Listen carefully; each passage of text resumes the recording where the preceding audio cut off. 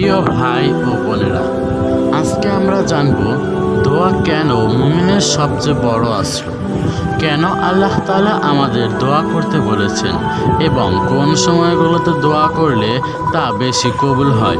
ভিডিওটি সম্পূর্ণ দেখবেন, ইনশাআল্লাহ আপনি অনেক কিছু শিখতে পারবেন। 1.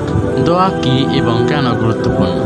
দোয়া মানে শুধু কিছু চাওয়া নয়, এটা হলো আল্লাহর সঙ্গে সরাসরি কথা বলা। নবী করিম সাল্লাল্লাহু আলাইহি ওয়াসাল্লাম বলেছেন, দোয়া ইবাদতের মজ্জা। দোয়া করলে আমরা আল্লাহর প্রতি আমাদের নির্ভরতা প্রকাশ করি, এতে আমাদের ঈমান বাড়ে। 2. দোয়া করার ফজিলত।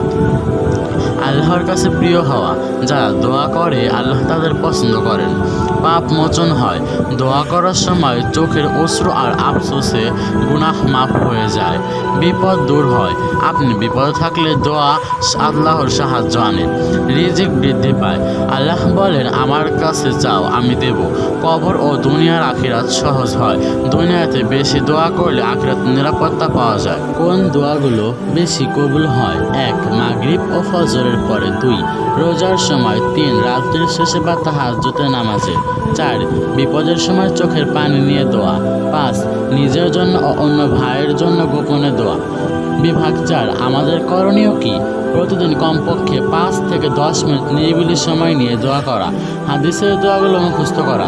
অন্যদের জন্য দোয়া করুন, আল্লাহ আপনার জন্য ফেরেশতাকে দায়িত্ব দেন। প্রিয় ভাই ও বোনেরা, আপনারা অবশ্যই বেশি বেশি দোয়া করবেন। বেশি বেশি নামাজের সময় মনোযোগে দোয়া করবেন, আল্লাহর কাছে প্রাণ খুলে চাইবেন। অবশ্যই আল্লাহ তাআলা তা কবুল করে নেবেন। ভাই ও বোনেরা, এটা আমাদের মনে রাখতে হবে যে আমাদের কিয়ামত আছে, আমাদেরও একদিন কবরে যেতে হবে।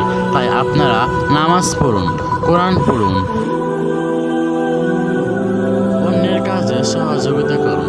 ভাই ও বোনেরা, আজকের ভিডিও যদি আপনার ভালো লেগে থাকে তাহলে লাইক দিন, সাবস্ক্রাইব করুন এবং অন্য ভাই বোনদের সঙ্গে শেয়ার করুন। এবং আপনি নিচে কমেন্ট করে জানান আপনি প্রতিদিন কতবার দোয়া করেন এবং কোন দোয়াটি বেশি পড়েন। আল্লাহ যেন আমাদের সবাইকে দোয়া করার তৌফিক দেন। আমিন।